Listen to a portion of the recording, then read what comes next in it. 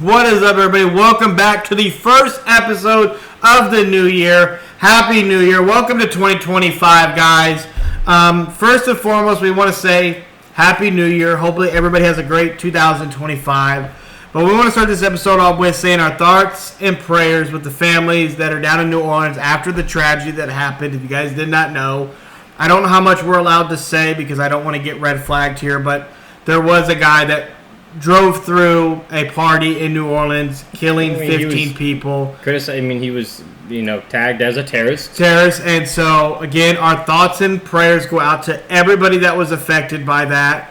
That's not a way you want to bring in the new year, losing a family member. And, again, our thoughts and prayers go out to you guys because that's just not how you want to bring in the new year. But, again, outside of that, I hope everybody has a great new year. We have big plans this year for us. We plan on, trying to grow. We appreciate everybody that helped us get through 2024. We ended the year with 158 subscribers, which is pretty solid considering we started this in February and we had no idea what the fuck we were doing, and now we're here. Still don't, but we got better equipment. Our guys, I'm telling you, the downstairs we're going to be moving to here in a couple weeks is almost ready. He got some new recliners. He got a 65-inch. He a baller over here, boys. Yeah, okay. But again, Happy New Year. We're going to dive right into college football, man. Before we get to the playoffs, we got to show some love to a team that no one's talking about, that went under the radar, and all the big media platforms were quiet. They want to talk about it. Navy beat Oklahoma in the Armed Forces Bowl 21-20. Let me say it again. Navy beat Oklahoma 21-20. And nobody wanted to talk about it. Nobody on the big platforms. And we're sitting here watching this game happen. I'm like, nobody's talking about it. Like, nobody wants to talk about this. So, shout out to Navy. They had one of their best seasons in college football history. Navy and Army both did this year. Army did win their bowl game. But Navy beat an SEC team in a bowl game, and this is the first time in a very long time that Navy and Army both got invited to a bowl game and both won. So, shout out to a program that's not a football program, and that none of the big media outlets are giving any love to, and nobody really probably knows if they actually beat Oklahoma because nobody's talking about it. What I think is honestly very disrespectful to Navy.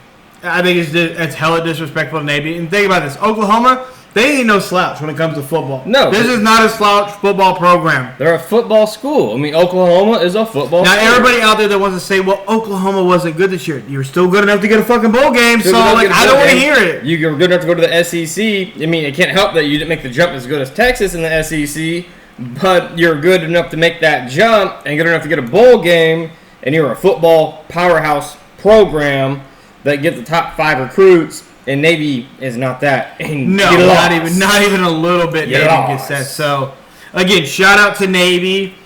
And then, let's see. Army. Let me see where. We got Louis something. Louisville Tech. They were in the Independence Bowl. Tech. Yeah, Louisiana Tech. They won 27-6. They fucked them up. God.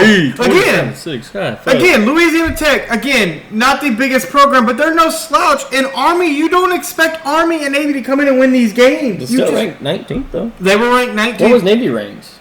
Navy was unranked. See, again, golly, you lost to an unranked team in your Oklahoma. Granted, Oklahoma wasn't ranked, but you're Oklahoma. Army went 12-2, Navy 10-3. Well, Army won the. Think about that. Army was 8-0 in its conference. That's Tula, Memphis, Navy, East Carolina, South Florida. That's nobody. That's the America. Go back up. That's the America. What? The American Athletics. That's their division. But still, Army won their division, and Army and Navy both won, and they're obviously they're a school. Think about that. Navy and Army combined 22-5. That was their record combined. That's great. That's fucking solid. It's a good shout out to them because obviously the big media outlets don't care, but Oklahoma, you lost. And honestly, you should. I'm not saying you should be ashamed, but you should be hella embarrassed because that's a game that should have been like a 58. I just know there's no big dog on campus for Oklahoma after that loss. No. So another couple games. Colorado and BYU had their game. Colorado did not show up. It was very disappointment in the Alamo Bowl. For if you were a Colorado fan, waiting to kind of see like the last hurrah for them. I did like though how Colorado they took out insurance on a lot of their star players that were going to the draft. That if they did get hurt, they would be compensated via like an insurance policy. I like how their star players instead of sitting out, they played. I wish that was more like that. And also one more thing before we move on to the other games. I don't like how the transfer portal is set currently, where players are leaving.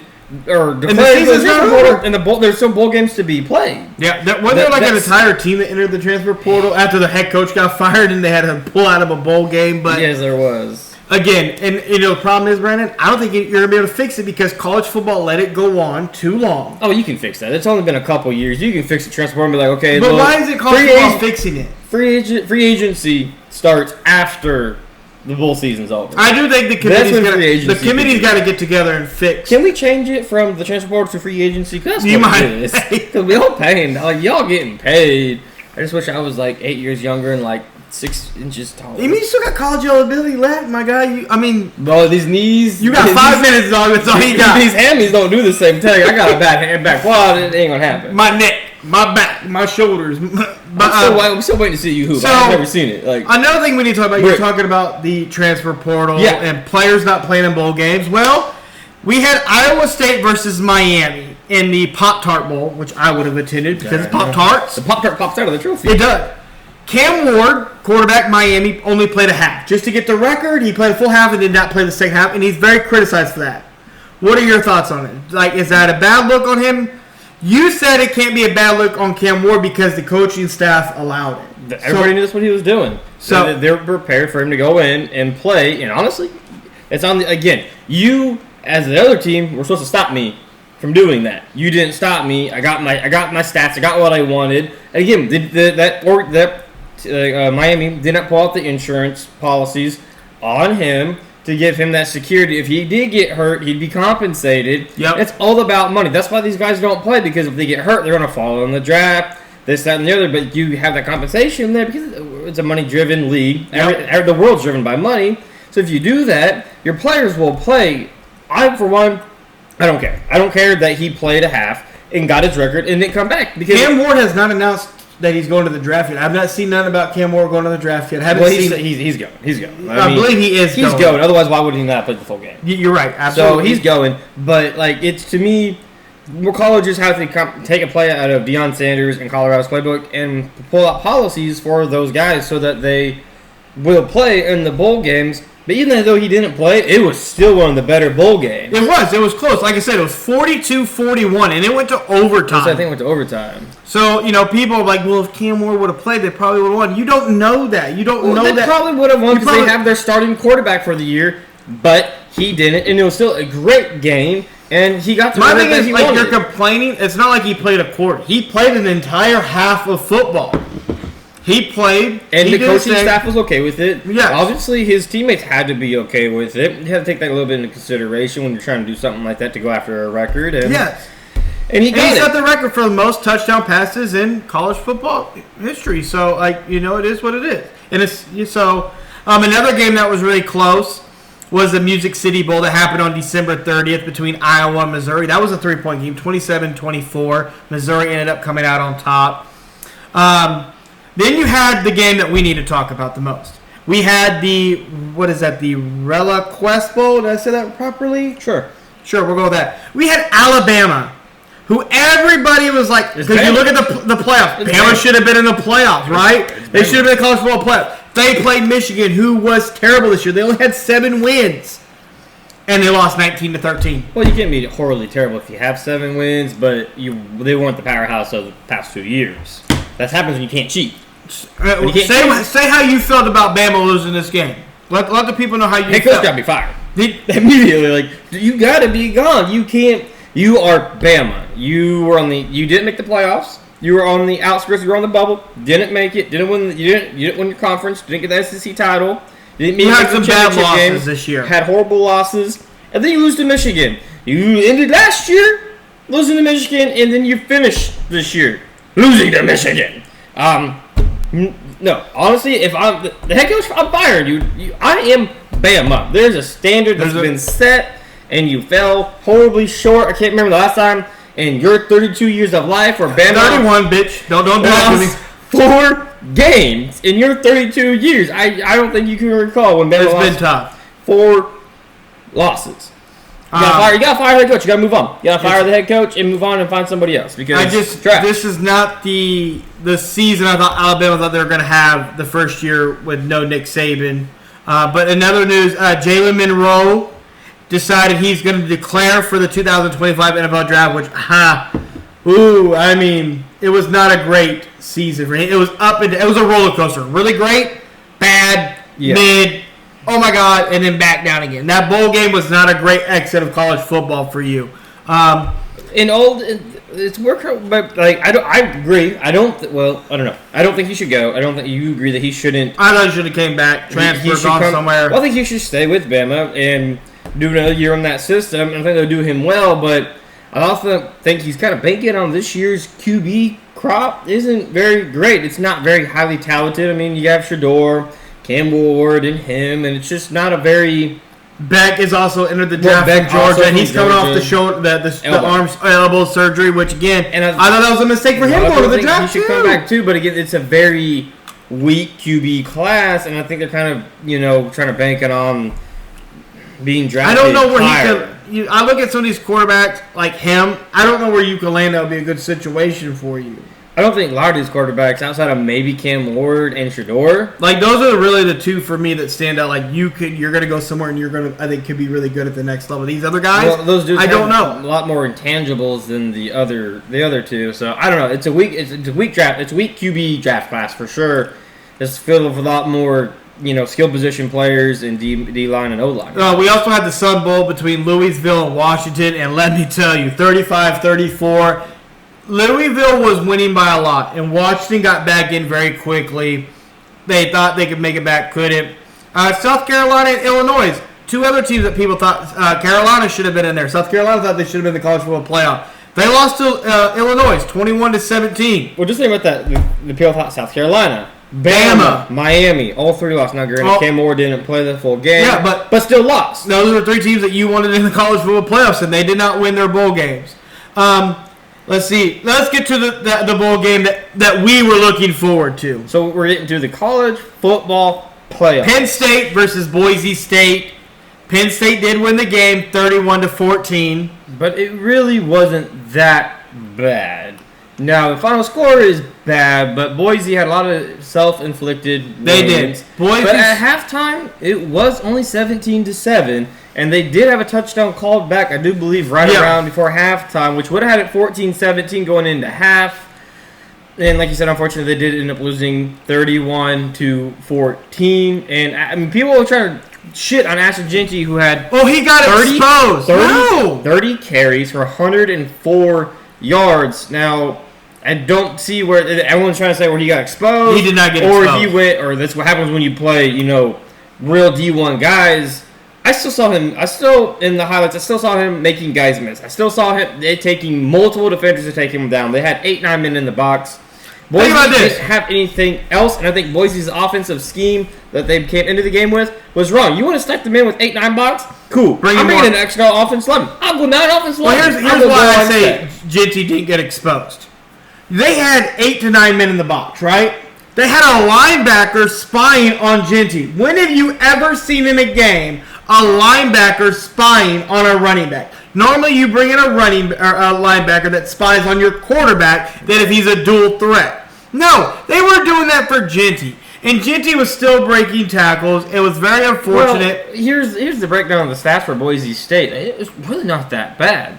Their quarterback, Madison, was 23-35 for 304 yards and a tutty, but he had 3 picks. But honestly, that's not horrible. I mean, 3 picks are obviously bad, but it is Boise out of the Mountain West. Ashton Jeanty, 30 carries for 104 yards for about 3.5 yards a carry, which is way below his average. But again, you have 9 men in the box. What are you supposed to do? Yep. But then receiving wise, 4 catches, 96 yards and a tutty for Matt. Cameron, 3 catches, 66 yards. Ashton Jeanty had 3 catches for 22 yards. And I think that should have been more of their game, was getting Ashton Jeanty more out on a screen game or out in the bubble or kind of out in the flat to try to kind of spread it. Think about this. Ashton Jeanty finished his college football career. Ashton Jeanty did have 2 fumbles that game and lost 1. He did. Jeanty finished his 24th season with 374 carries, 2,600 yards. So he had 2,601 yards and 30 total touchdowns. Like, you're probably not going to see a season like this again from a running back. Like, you haven't seen a season from this since Barry Sanders. Think about that. All those other great running backs, the Derek Keeners, the Reggie Bushes, the Mark Ingrams, the Todd Gurley's, like all those guys, the Christian McCaffrey's, Melvin Gordon's, you haven't seen, like he literally had himself a season. There's always going to probably be one every, decade. Jeanty literally finished 27 yards shy of the record. Yeah. He finished 27 yards shy, guys. When you look at Penn State, what they had to really do. And shout out to Penn State. They came with a game plan. Not really. I mean, the quarterback threw 13 of 20. Well, their defense stacked in the box. But their quarterback went 13 of 25 for 171 yards and 3 tutties. Well, when the other quarterback throws for 3 interceptions, they're running. They ran all over Boise State. 17 carries for 134 yards for Allen, and then Singleton had 12 carries for 87 yards. Like, you didn't have to do a whole lot. Like, it was just honestly, it happened in the trenches. Like when the trenches, you lose the trenches, you're going to lose the game, and that's what really pretty much what happened. I mean, 171 yards passing, and the other Boise had 304 yards passing. No, they pretty much doubled it. So. But again, we were looking forward to, and it just didn't quite plan out to be. Like I said, Boise State shot themselves in the foot with bad penalties at very crucial times in the game. Personally, questionable penalties though too. So yeah, I mean, like there was some. I didn't like the hands to the face that touchdown took away. That's kind of tough calls to make, considering holding happens on every play in the NFL and in college. So, and if you don't think so, then you just don't pay attention. You're not watching. But we have Ohio State, Oregon. Oh, we're going to go start there. 41-21. There's not a lot to say. The number 1 team in the nation got blown the fuck out. Mind you, it was, 34-8 at halftime? Something like that. It was... Not a whole lot to say. The wide receiver, their wide receiver, was it, Jermaine? Jermaine Johnson? I think it's his name. I want to make sure we're shouting out the right man from Ohio State. Dude, torch them. Well, a lot of people say that if he would have been eligible to come out this year, he would have been the number 1 overall pick, which is kind of insane. Come on. Oh. He just torched the shit out. Oregon didn't come to play, and I don't. Number 1 team in the nation, man. Oh, they played earlier. Yep. Jamara Smith. Yep. Look at that. 7 catches, 187 yards, averaging 27 yards a catch and 2 tutties. He killed them. Well, I mean, to be fair, everybody in Ohio State killed Oregon, so it wasn't really a competition. It wasn't even a close game. No. It was a game that I looked forward to. Like, it's going to be an actual good competition. No. I thought that was going to be the closest game. It was a blowout. It was just a straight-up blowout. And then we have good. And then we have Texas and Arizona State. Okay, so Texas won this game in overtime, 39-31. But Texas was in control of this game for a while. They were, and then they all the way through halfway through the fourth quarter. All of a sudden, Arizona State. Shout out to Arizona's running back. What's his name? That dude got the MVP of this game in the Peach Bowl in a loss. Or the Where's the Peach Bowl? It's the Peach Bowl. It's the Peach Bowl. The Peach Bowl. Yep, Peach Bowl. Also, side note: Texas is the first D1 program to win all the big bowl games. The big 6 or 7 bowl games. They're the first ones to ever accomplish that. It's Skidebo. And he came out and said that he felt like he was the best running back in college football. I probably said that wrong, but he won the MVP. He had a passing touchdown. Dude ran all over Texas, and I said last week I thought Cam Scavito, or we're just going to call him Cam, which is going to probably be one of the upper up there with Ashton Jeanty on the declaring this year for the draft to see where they land. Because the boy, you can't tackle that white boy. No. He had 30 carries, 143 yards, 2 tutties. Longest run was 33 yards. He had he had 1 pass for 42 yards and a tutty. I mean, he did it all. And then he even did it receiving, too. And then he had 8 catches for 99 yards. He literally did it all for Arizona, man. He did it all. Closest, just 2 catches, 40 yards, a catch, 42 yards. And what's funny is the one catch for 42 yards is his pass that he did, and the 2-point conversion they needed, he got. But again, Texas was in control for the full game. But shout out to Arizona out of the Big 12 for making it close to an SEC team. Almost Texas came from the Big 12, but they made it close, made it very entertaining. They did. Texas had a chance to go up by 3, and their great kicker that the media, getting the broadcast clamored over, shanked, and then had a chance at the very end, and then shanked again off the upright. He's gonna be looking for some work here very soon. Well, he's gonna be alright. He's gonna be alright. They won. They're moving on to the semifinals, but it was all said and done, not a bad. It was probably the best game so far. Yeah. So because because Texas beat Clemson 38-24 blowout. Ohio State beat Tennessee 42-17. This is think about it. This was the first round, and then Penn State beat SMU 38-10 blowout. Notre Dame, Indiana. When you really blowout. look at these college football playoffs, they've pretty much all been blowouts. They have not been what we thought they were going to be. So far, the only blowout we haven't had was Texas and Arizona State. I mean, but Arizona State made it really competitive. At the end, it was like 24-8, and then like Arizona literally went on a run. But with the incident during the New Year's, the Notre Dame Georgia game got postponed. It was supposed to be yesterday. It was supposed to be the night game. They did postpone it due to the incident that took place in New Orleans. So that game is actually going on right now. Currently, at this very moment, we have the game pulled up. It's 23-10. Notre Dame is winning. A little shocking. It's not what we called it. It's been exactly what we thought it would be, a ground and pound game, because Beck out with his elbow. Notre Dame is going to ground and pound. Georgia's going to ground and pound. Georgia has a great defense.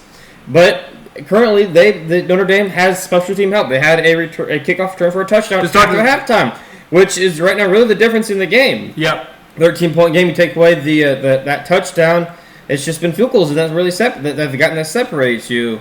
So, as we go through, they get 10 minutes left in the fourth quarter, but, they're down 2 scores. Yeah. Georgia is. Think about this. Ohio State and Texas, they don't play until January 10th. That's the Cotton Bowl. Yeah, next week. That's damn.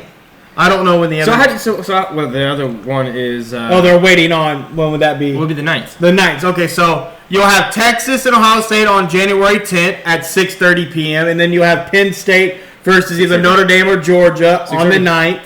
At 6:30 p.m. And that's the Capital One Orange Bowl.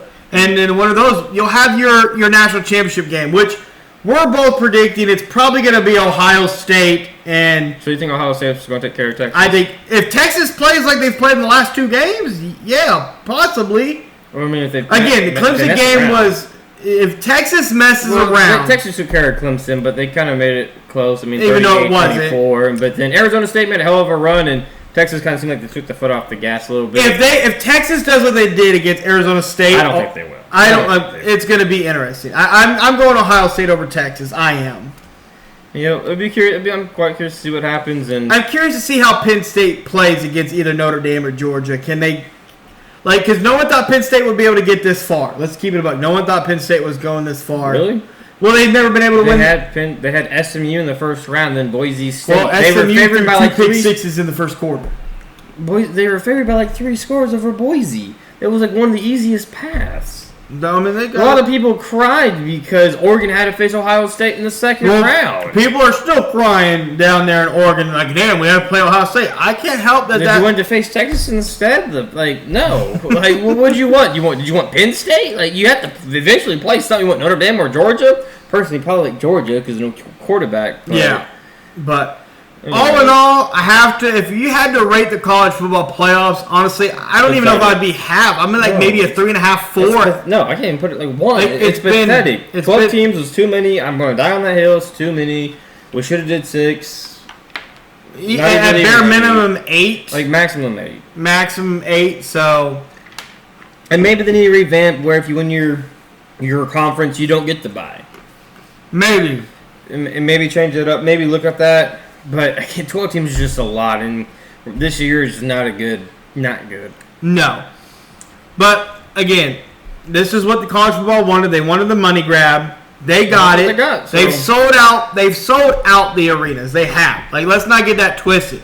But the games, what we're used to getting, these nail-biting games that where every possession matters, we're not getting those games. We've gotten it in... We've gotten more close games outside of the college football playoffs than we've gotten in the college football playoffs. One close game. That was just last night. Yeah. Arizona, Texas. That was the only close game we've had. Everything else has been blowouts. So we'll have to just wait and see what happens. As of right now, it's looking like a blowout between Georgia and Notre Dame. Yep. But definitely next week is going to be very interesting to see how these games turn out. Sticking with football, we're moving to the National Football League. We're coming up on the last week of the regular season. Yeah. And the biggest news right now is the rushing record in the National Football League with Saquon Barkley. Mm-hmm. So they originally came to Saquon, what would you like to do? And then they told him they were going to sit him. He thought about it, slept on it. And then Saquon had second thoughts. His family, he kind of wants to go for it, but the Eagles like, no, we're going to shut you down. Like, he only needs 100 yards. Like, give him a half. Well, he's 101 to break it. And they came out and said that they're going to sit him. And he was okay with it and then not okay with it. What's your thoughts? I think give him a half. You think go for it? So you think go for it? I want him to go for it because here's why I say I want him to go for it. My problem is, you never know if you're going to get another season like this again. You just don't know. And Eric Dickerson came out and said, I don't want him to break my record. Of course you don't want him to break because then no one's going to talk about you no more. That's right. The whole point. No one's going to talk about you no more. And he wants to talk about, he's had an extra game to break it. Eric, I don't know if you know this, but you had an extra game to break the record when OJ had it. I didn't think that's where you were going with it, unfortunately. I thought you were going to go with the carries.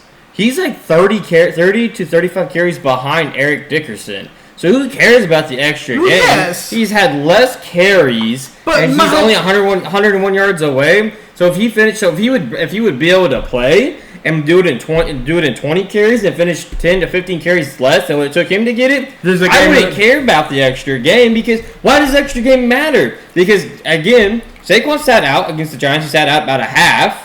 Again, if he would have had another 60, 80 yards, maybe they let him go get the extra 40. I just wish they would let him. Give him a half, dog. No, seriously, though. Like, people were they were focused on the extra game that he gets. Like you said, he had an extra game. Cool, that's great. But would potentially have been able to do it in less carries. Yep. So then who really gives a fuck that there's an extra game that he gets to play? He's going to do it in less carries. Now, granted, yes, there's an extra game, but sound like he's not going to play unless something changes. And honestly, mind you, Saquon only becomes the ninth player in NFL history to ever reach 2,000 rushing yards in a season. There's only been 9.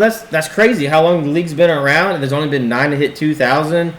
That's just tough. In my opinion, I think they should have let him an opportunity for at least a half. Just to see how it's going. If it gets kind of sketchy out there, guys kind of start getting a little banged up, pull the plug. If he's going out there and he's not getting anywhere and you're concerned, pull him. But at least give him a quarter, a half, because Saquon... you can't do it in a quarter.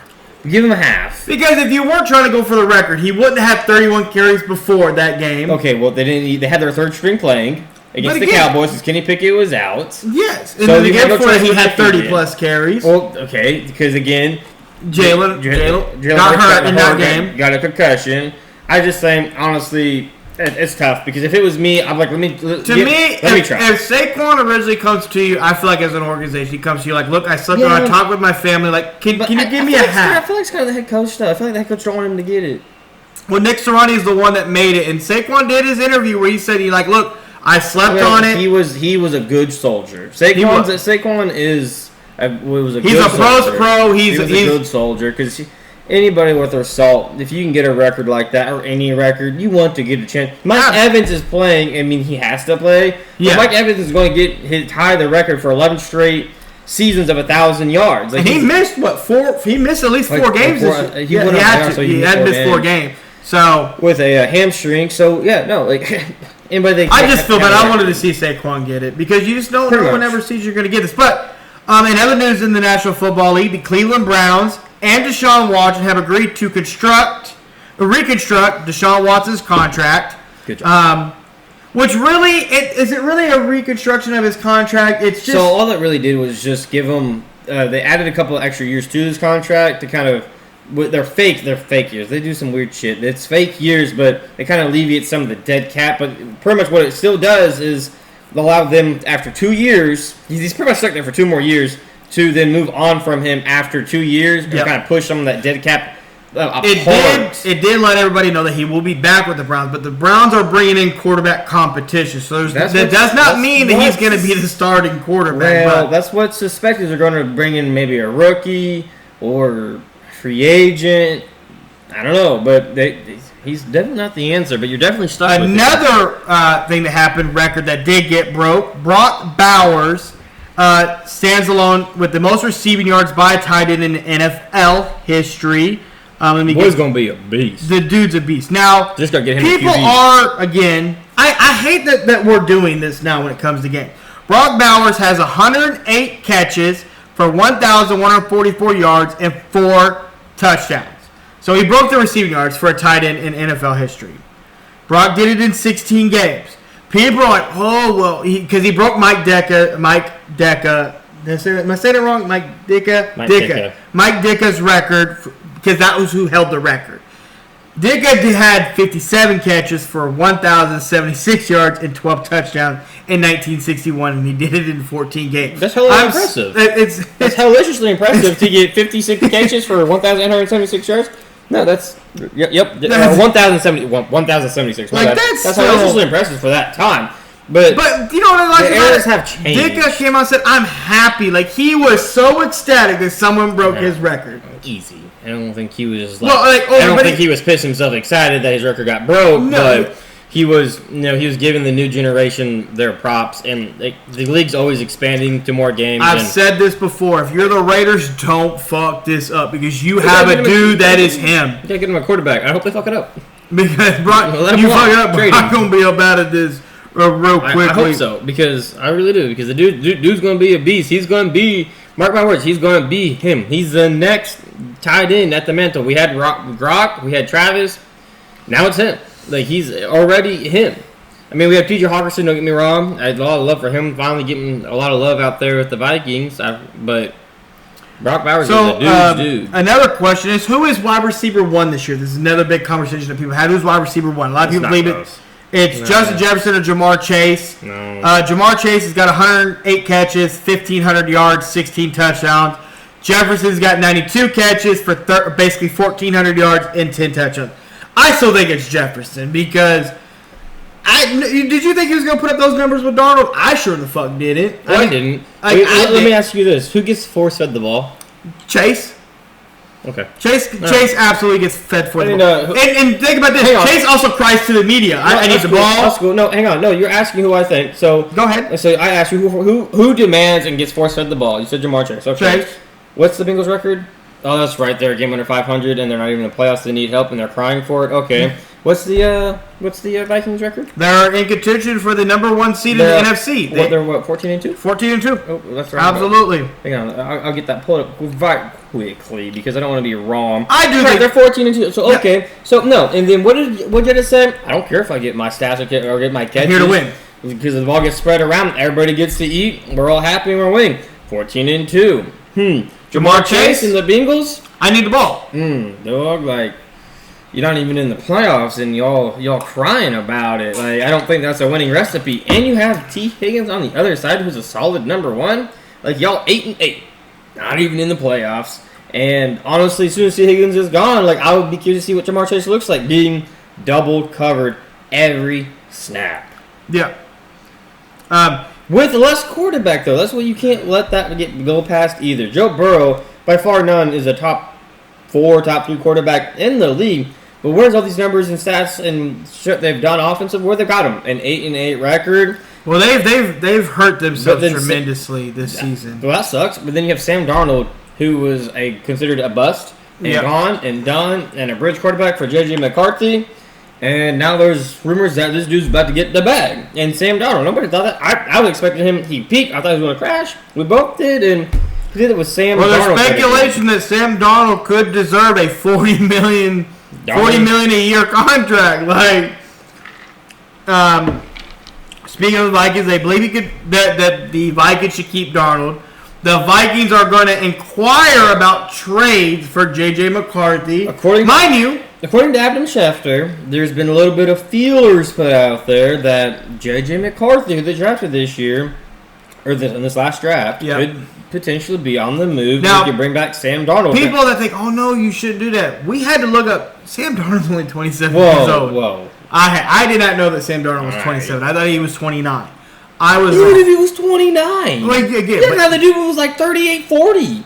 Sam Darnold, for whatever reason, has struck gold there in that offense. I mean, good. Yeah, Jetta, you should look good, but you got Addison on the other side as well. Okay, well, that's not a solid number Aaron one. Aaron Jones is a running back. Okay, and that's a solid running back. Okay, I'm not knocking. He has. Excuse me. He has weapons, but none of them are in the Jetta category that you just said. So, but he's in a system and he's flourishing, and like you just can't really let a guy walk that looks like he's potentially probably your franchise guy. And it's not like J.J. McCarthy is like a elusive type of guy that's going to be kind of like a game breaker for you, kind of like a Josh Allen. So he's a pocket guy like Sam Darnold. I think Sam Darnold might be a little bit more mobile. I think you can't really let that walk away. I'm not here to give him a big bag, but like maybe a couple like years. $30 million? One thing like maybe about a 2-year security, 3 years, where you can get out of it after the second year, and then you can promote JJ. But honestly, like moving off JJ and getting some draft capital or some more players. I mean, if you get the right deal, you might as well go for it. Might as well, because really, like you said, they don't have a second, a third, a fourth round pick. Well, it's not like he's a rookie where it's like, where you and I were like, okay, well, you did it 1 year, do it again the next year, kind of like C.J. Stroud. Like you had a good rookie year, but the tape's out. The tape's been out on Sam Darnold. Yeah, and he's made great decisions and led a Vikings team that had Kirk Cousins last year. But we'll go back 2 years because he got hurt, and he's outperformed, and they're 14-2, fighting for the division the last week of the season. Yeah, a lot of people say Sam Darnold should be in the MVP conversation. Yes, but no at the same time because, again, you could put any quarterback. Well, the MVP conversation, we got to be better on it since we're on that. It's a most valuable. Yeah, let's talk about the MVP. Well, let's go. MVP stands for most valuable player, but what is constructed around you that makes you good? Well, he has Jetta. Well, he has Addison. Well, he has Aaron Jones. He has a really solid offensive line, a really solid defensive T.J. Hawkinson at tight end. T.J. Hawkinson at defense. So, okay, well, he has guys. We didn't expect him to look that, but he's put up numbers. So, honestly, I wish he could win Comeback Player of the Year. He's not eligible for that. Stupid NFL rules. NFL stupid. Same way we can't touch up the same foot. But you look at Lamar. The Ravens, the Ravens have the most Pro Bowlers. 9. They have the most Pro Bowlers selected out of all teams, but yet people are like, Lamar Jackson for MVP. The dude got the most help. The dude has the most goddamn help, but he should be an MVP conversation. Josh Allen, nobody thought they were going to win the division. They thought they'd barely make the AFC, that make it barely be a wild card team, and people are trashing on Josh now at the very end of the season. Yep. And honestly, to me, that's how it should be looked at. What is around you that you're elevating? Lamar's not elevating nobody. Derrick Henry is Derrick Henry. Yep. Zay Flowers is Zay Flowers. He's the dude's dude. You're not taking second string, third string guys and elevating them. These are unlike, I feel like that Josh Allen has. Like Shakir, Coleman the rookie, James Cook out of the backfield, Kincaid. You all are kind of like, who? Yeah, exactly my point. And that's not knocking Lamar. Lamar is who Lamar is, but Lamar's going to do this every year. Yes. Lamar's going to put up big numbers because he's Lamar, long, and he's gotten better as a passer. So that's not knocking him, but it's like, what are you working with around you that's allowing you to do this? When you have 9 Pro Bowlers, you got a lot of help. And this was supposed to be a down year for the Bills, so it's not even close. Saquon's not going to get the record, so that's out. But honestly, it's kind of criminal that our boy, Patrick Mahomes, is not in the consideration. Not that he shouldn't win. 25 touchdowns, 11 interceptions. He shouldn't win it, by no means. But he should be in the conversation. But top 5, number 4, with what he's had to work with. What is he to work with? He had to work with a rookie wide receiver as his number one option. What does he have to work with? Well, no Rice, 35-year-old tight end. Had to go get a running back off the couch. No left tackle. A wide receiver to bring him back to life. In Hopkins, who's playing with a knee injury. Let's mind you that he's been dealing with a meniscus, something like that. Kareem Hunt, who I'm happy that we got. You were on the fence about it. Let's be real. didn't know how much he really had left in the tank. And boys, he's got something left in the tank, and I hope so. He's looked good. So he had a good straight back. Think about it, like no Pacheco, Rice was out. Travis Kelce's struggled a little bit, but even though people say he struggled, still put up. He's going to have 1,000. I think he had it. He's not going to get 1,000 yards, but he's a 35-year-old tight end, and he's your number one option. Again, no. And with the left tackle issues that they had to overcome, losing Joe Tooney, dude, we love you, dog. We love you so much. It's just he should deserve a little bit of a praise or a little bit of consideration for the MVP. Not sure to win it. Josh Allen should win it. Not probably unanimously, but it's Josh Allen's MVP. And if Saquon would have played, it would have been a lot different conversation. Which, again, we talked about last week. It would have been a different conversation if he would have gotten the record. Yeah. Back to the Raiders real quick. We talked about Brock Bowers' ham. Don't fuck it up. Tom Brady will be a big part of the Raiders' coaching and quarterback decisions this offseason since owner Mark Davis wants the legendary Hall of Fame quarterback Tom Brady to have a big voice in the organization. If you guys did not know, Tom Brady did become a minority owner of the Las Vegas Raiders. Mm-hmm.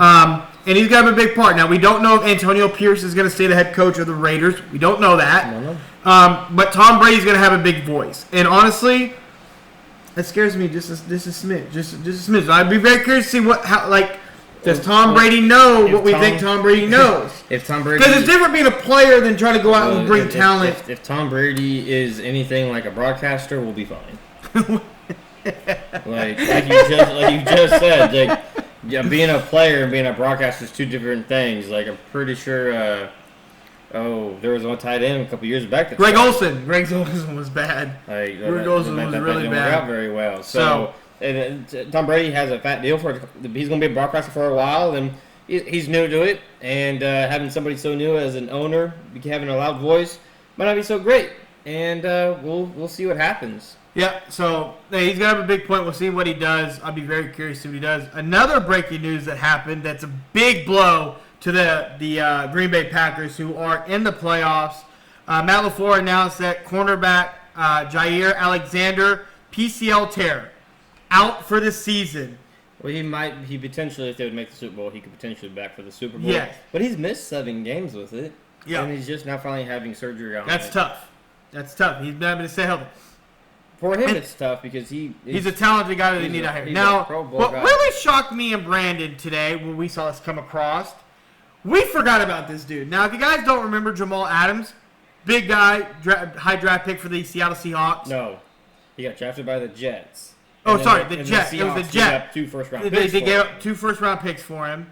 Injuries have battled this dude tremendously. He left Seattle, went to Tennessee, got released. Well, he got cut. The Lions picked him up. We forgot the Lions had. Mind you, if you guys don't know, the Lions have like 19 dudes on IR. On the defensive side. And the Detroit Lions released safety Jamal Adams from their practice squad. Like, you're telling me you ain't got nowhere for this dude to play? Like, this dude's, like, he's washed? Like, he's done? Ain't got nothing left in the tank? That's wild to me. That's crazy, considering how much help they need. You couldn't put him in some kind of... For anything, that's tough. Like, it's very sad. And Jamal Adams did come out and say that he regrets ever wanting out of the Jets, but he was a young guy. And, like, sometimes, like, you have to, like... Players, you got to learn. You got paid, so you got paid, you got but money. That's all that matters. I always said I thought he was a little overrated. He always laid big hits. That was really about it, and he was always hurt. The dude was never available. And what do you always say? The best availability is your availability, and he was never available. And so, like, but that was, and then the Indianapolis Colts. They are they eliminated? They're eliminated from the playoffs. So. They were eliminated from the playoffs. Many players, this is being reported, so we'll see I don't know how true this is, but it's being reported that many veteran players on the Colts are upset with the direction of the franchise. They're not happy about where it's going, where it's been, and they're expected to make big changes this offseason following another disappointing season. So what does that really mean for the Indianapolis Colts? Like, I don't know what the Colts veterans. What was the ceiling really supposed to be? They were 7-9. 7-9. So you were just you could end up 8-9. You're just sub. Well, we had the quarterback controversy. Well, that's what I'm saying. Like what they expect, what the fans expect they were going to be. the Anthony. This was really the first year we really got to see AR. He got benched sort of. I really don't know. Like, if I'm the owner, I'm the GM, I'd cut those veterans and move on. Like, I don't need that negativity and that cancer in my locker room. Okay. Like, what's the point? Like, you're like, bro, we're grooming a rookie quarterback. What do you think we were going to do? The dude didn't play hardly at all last year, a handful of games, and then this year. He got benched for a little bit. He got benched because he pulled himself out of the game because he was gassed. Okay, well, the dude didn't know. I guess you couldn't do that in the NFL. Everybody else does it outside of linemen, wide receivers, tight end, running back. Everybody does it, but I mean, obviously, O-line and quarterbacks. Yeah. So, but he learned. I mean, he's learned his lesson. Like, I don't know what you really thought you were going to be. I mean, Jonathan Taylor had a solid year, but yeah. No, I was like, cool. Bye. Now, another cool record that took place this year that's never been done in NFL history. Go ahead, Brendan. No, go ahead. Go ahead. Well, go ahead and tell them who Okay, it is. so we had 4 rookies with 1,000+ receiving yards this year. That's the most in NFL history. Brian Thomas Jr. Guys did not know Brian Thomas Jr. played at LSU. I forgot about him on the Jags. He's had to deal with the shitty play of Trevor Lawrence and then Mac Jones. Yep. He got 1,000.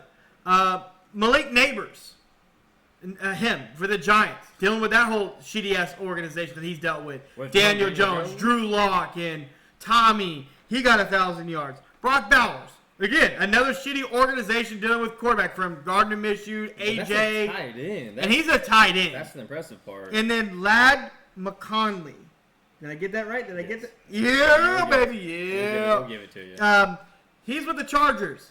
He had 1,000 yards, and he's missed some games this year with some injuries. This is incredible. I didn't know who dude was. So this is crazy. This is really crazy. When you really think about these guys outside of Ladd, who's got Justin Herbert, but again, rookie, the other 3 guys, they've had to deal with some serious quarterback problems this year. You don't think Trevor Lawrence is a franchise guy? That's crazy. He got paid like one. But you said all those names, and you know who you didn't say? Marvin Harrison Jr. Who fell just a little short. 822. So unless he gets 188 yards in the last game of the season, he's not cracking the 1,000-yard list. Well, Marvin Harrison Jr. did run into some issues where Kyler Murray really wasn't throwing him the ball. Like, his targets, I mean, he had a game where, against the Packers, no target. I mean, like, 6, 4, 2, 4, 5, 3, 5, 2, 6. Like, these are catches, but the Packers, yeah, nothing. Like, but again, like, if you are that guy, but 1 catch against the Bills for 4 yards, that's his crazy. very first game of the year. Like, that's crazy. But then he comes out his next game, 4 catches, $130. Like, he was a very up and down roller coaster when it came to catches and yards. But I think that's not really on him. That's not him. It's not him. I'm not even putting that on Kyler Murray. It has to be more on the scheme. Yes. And the coaching not making him more of a focal point, because the dude's all world. Like, no one's going to tell me he's not. The dude's all world. Last week against the Rams, 6 catches, 96 yards. Like, when you get him the ball in volume, he's going to put up numbers, and he's going to put up touchdowns. So, we talked about the MVP race. We think Josh Allen. We both agree like that. If Yes. Saquon would have got the record, we would have been Saquon. Would have been a different story, then. Rookie of the year. Offensively, I'm just going to stick with offensively. It's Jalen Daniels. It's not. Is it close to anybody else? It's Caleb Williams, right? It's got to be Caleb. Well, it's really funny you say that. A lot of people knock on Caleb Williams, but his stats are actually they're not all as close with pretty much most of the quarterbacks. But just because he was the number 1 pick, people expected him to be something completely different. But he has a low interception rate. There's a lot of turmoil that went over there with the Bears, but he was expected to be a lot more. And he has the most talent out of all the quarterbacks that got drafted, and it just didn't. But rookie of the year, Jalen Daniels. For the Commanders. He's done phenomenal. Coach of the year. Now, Coach of the year for me, I don't know why Andy Reid has never been in this conversation. Like, you're picking up the quarterback stats. Just keep on going. Oh. So, Coach of the year. Like, how the hell is Andy Reid not a Coach of the year? You know what I'm talking about? Like, how has he never been? Considering everything he had to get this Kansas City Chiefs team over and gets no love because, again, Patrick Mahomes. The Coach of the Year candidate of the year is Harbaugh for the Chargers, the Vikings head coach, and then I can't remember the other coach who I feel like I'm missing somebody. But like, Harbaugh's not, or Reed's not in it, and I don't know how. I really don't know how Andy Reid. Well, it has to be the Patrick Mahomes effect. And I'm not saying he should win it, but I'm saying like consideration for said award would go a long ways. Absolutely. There's a lot of head coaches out in the that names are being thrown around. We have the Bears head coach. We talked about it last week. Pete Carroll wants to interview for the job. You like that job? I do. I like that for him. There's talks about Mike McCarthy, Ben Johnson, Kingsbury, Mike Vrabel. There's so many guys that are out here in the coaching world. Do you think, like, did any of those names intrigue you for any certain jobs? Nope. I'm just talking about any jobs that might be available. For Mike Vrabel, yeah. Like Mike Vrabel, I've heard really wants the Patriots jobs, but Robert Kraft is really giving Mayo one more year. Well, they don't want the Patriots don't want to be that organization that after 1 year they just kind of move off of their head coach, give him another year. I mean, what good is going to Mike Vrabel outside of the fact that he has coaching experience? So real quick, guys, the Notre Dame Georgia game is wrapping up here. There's 41 seconds left. That's over. It's over. Notre Dame won this game 23-10. I'm not really gonna say a blowout because again, if it wasn't for the kickoff. It wasn't for the kickoff. This game would be close. So Notre Dame will face Penn State. So we have our lineup set. Texas, Ohio State, Penn State, Notre Dame. Those will be the teams that we'll be seeing next week, January 10th and January 9th, to determine who's going to be in the national championship. So hopefully we'll have to see. Hopefully we get some good games. But back over to the NFL. The Pro Bowl selections were announced. Pro Bowls. Yeah. And something came across the Pro Bowl selection this year that really shocked me. Zay Flowers is the first Ravens player to make the Pro Bowl as a wide receiver in franchise history. That's honestly fucking wild. Well, like, wild. The Ravens have never had a wide receiver make a Pro Bowl. And they had Steve Smith Sr. And I thought he put up great numbers to be at the end of his career. But he was still a dog, though. Like, he was still putting up. At the end of his career. That's crazy. They've never. Who throwing him the ball, by the way? Joe Flacco. Yeah. Off the couch Flacco. Sleepy Joe. You said what you said. But that's pretty crazy. That's a crazy stat, and congratulations, Zay Flowers being the first ever Ravens wide receiver to get, nominated to the Pro Bowl. But yeah, so like I said, this is week 18 of the season. We're right around the corner for the playoffs, and right here, our Chiefs, I really think, are the only team that can really rest. The Bills. The Bills can rest. The Bills can rest. The Ravens can't rest. Well, let me get over here. Let's see. The Chiefs can rest. Chiefs got the number 1 seed locked Yep. up. The Bills can't go they can't do no better than 2. Can't fall. Yep. So they the can Ravens rest. have to play. The Steelers could technically rest if the Ravens win, because the Ravens win and the Steelers can't jump up. Yep. So the Steelers could. The Texans, they can. Yep. The Steelers, if the Ravens lose, the Steelers have to play. Yep. The Chargers, they can't do any worse. Broncos, well, obviously. The Broncos have to play. They beat us. They're in. And so this is quickly how the AFC is going to go. The Chiefs are resting their starters. Obviously, we don't need it. The rest is not a big thing. We're a very veteran, oil-gold machine. We've been there and done that. The Broncos beat us. They lock it up. Broncos lose. Dolphins lose. Bengals lose. Broncos get in. Broncos lose. Dolphins win. Dolphins get in. Yep. Dolphins lose. Bengals win. Bengals get in. They don't put it on us. Like, you still got to beat the Steelers. And the Dolphins have to lose. And you have to hope Carson Wentz beats the Broncos. So that's what is your thoughts on people saying the Chiefs are trying to duck the Cincinnati Bengals? Like, can you believe that shit? Hey, look, that's wild. We had the hardest. Look at this shirt. We ain't ducking nobody. We're 1-1 in the playoffs honestly, against each other. Stop it. Honestly, we would rather face the Bengals. That defense, your defense is ass. Let's keep it above. Than the Bills. Yeah. If we would have the Bengals in the second round. You know what? I probably would sign up for that with your guys' defense and how our defense has been playing and how you guys just throw the ball 25 times to Jamar Chase. Not upset about that. Yeah. With your trash running game with our great run defense, no, I'd sign up for that versus going against Josh Allen, the future MVP. It's crazy people say that, but think about like how the hard-ass path we went through last year to get to the Super Bowl. But now all of a sudden we're ducking the Cincinnati Bengals. All because you need our help to help you get in when you still gotta go out and handle your own business and beat a division rival in the Steelers, let alone the Dolphins have to lose. I just thought that was a wild thing that people and the Broncos. But again, it's not my fault. You need help, and we don't need to play. We're not going to play a game to help somebody in. And honestly, yes, we're not going to help you guys get in. Nope. By no stretch of imagination, do you think the Chiefs are really trying to win? Like if we win, we win. But it ain't because but we ain't trying for you guys. No. On the NFC side, it's going to be a great game. First ever, like we said last week, the Lions and Packers. One of those teams are going to lose the division at 14-3. They're both 14-2. That's going to be a good one. The Eagles can rest, locked in at number 2. The Rams are resting.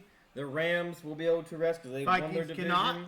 And the Vikings obviously cannot. The Commanders will have to play. Well, they'll probably. It kind of depends because depends if they want the 6th seed. Yeah. Or if they want the 7th seed. The Packers can pretty much rest because you can't go nowhere else other than where you are. Well, it depends where they want to be slotted. Yeah, where they want to be. If they want to face the Eagles, then they'll rest. If they want to try to face, the Rams. I don't want to play the fucking Rams. Or I don't want to play the Rams. Or if you want, honestly, you want the 5th seed, but nobody can get the 5th seed. So the 5th seed, you get the Bucs. So the only really division one that's not been decided is the Bucs and Falcons. Yep.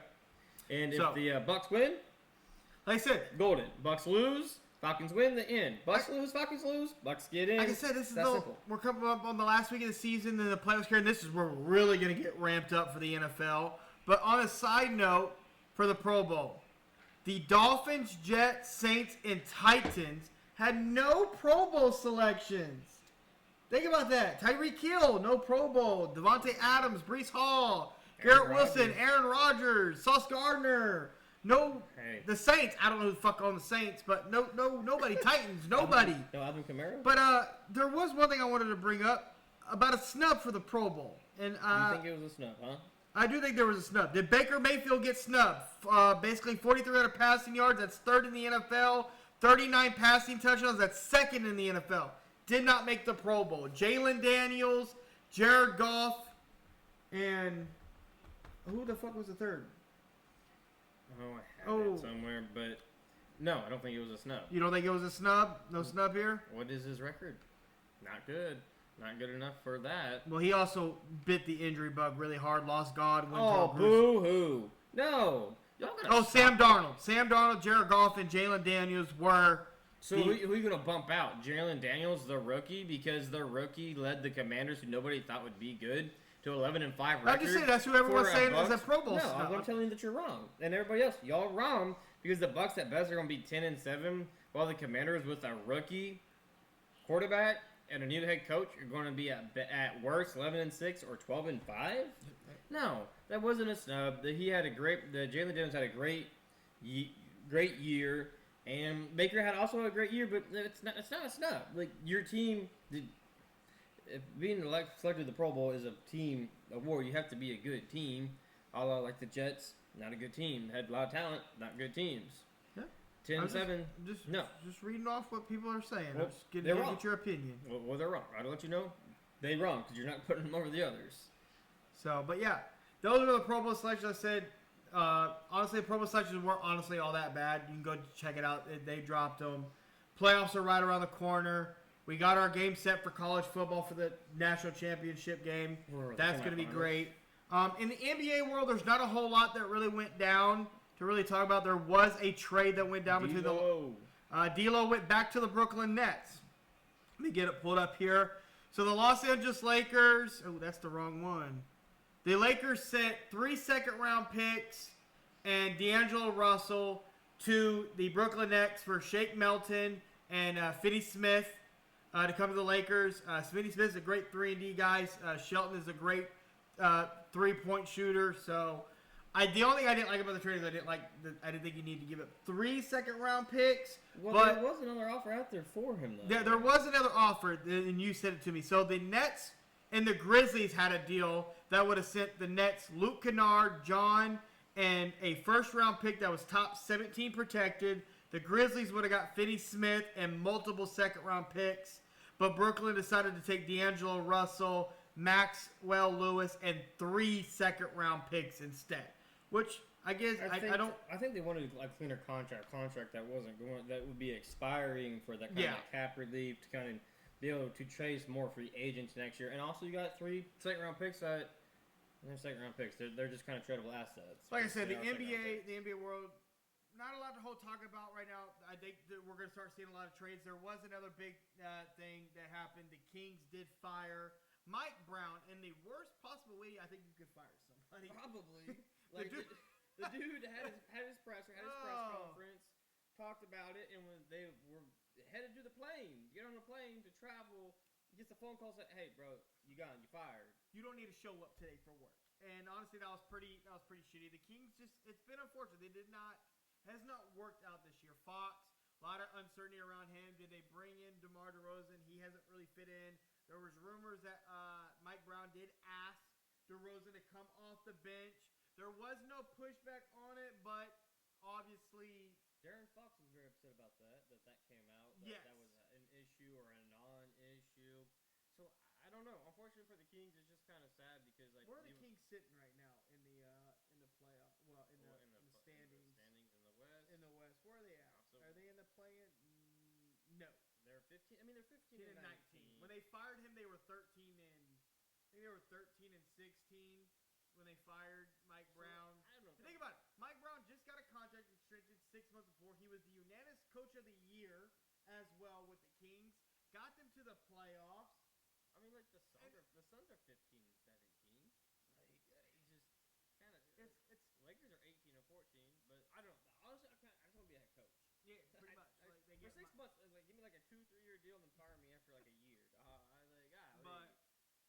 like I said, the football stuff is coming to an end, guys. We're almost at the end. College football. We're about to begin the playoffs for our Kansas City Chiefs.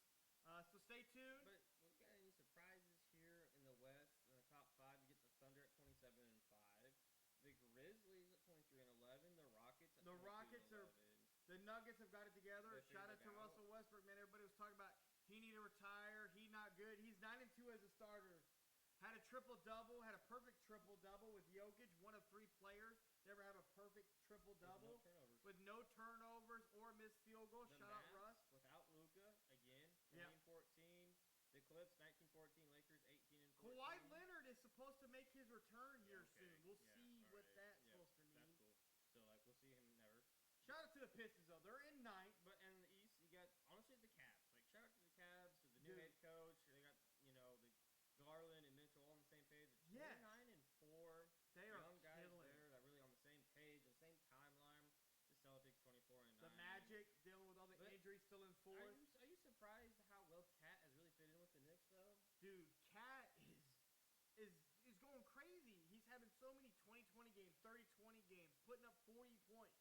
But he's looking phenomenal. I'm sitting here looking at Cat like, bro, like what the hell? Just a different city. But think about it, he's with the same head coach that he had once before with the Timberwolves. Sometimes just some different players around you. It helps. Shout out Cat, man. He having a great year. All the time. The Bucks turned it around. They're in 5th. The Magic, you're not wrong with all the injuries. What do you think's gonna happen with Jimmy?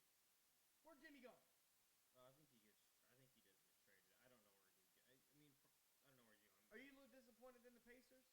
I mean, they're in 8th. By all means. 16 and 18. They were hot. They're a very young team. Sixers are climbing. Hot. Well, I mean, the Pacers were hot last year. They kind of surprised everybody, so I'm not overly surprised that they're about a 500 team. And the 76ers, Joel's healthy. Paul George is playing through a nagging knee injury, so I'm not overly surprised. So speaking of the NBA, the first round of All-Star voting came out. These are the Western All-Stars. I'm only going to give you the top 5 in each category. So the front court, Nikola Jokic is leading at 1. Durant, LeBron, AD, and Victor Wembanyama rounds out your top 5. On the guards, SGA, Luka, Curry, Kyrie Irving, and Anthony Edwards round out your top 5 there. Now in your Eastern front court, you got Giannis, Tatum, Karl-Anthony Towns, Paolo, and Jaylen Brown round out your top 5.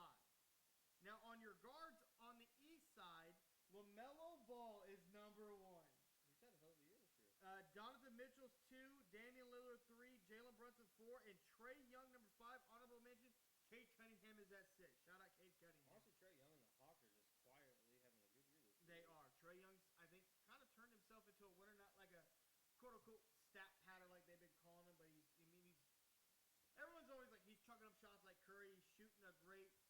a great balance. The Hawks had a great team. They're going to be a scary team come playoff time. But like I said, the NBA world is just heating up. Football's coming to an end. Well, the football's coming to the climax. The climax, obviously. College football is, the NFL, we're getting ready to enter the playoffs. College football's almost done. So make sure you stay tuned. Thank you for tuning in to the first episode of the new year, guys. 2025. Absolutely. Got big things coming. Make sure you hit that subscribe button and keep growing with us. You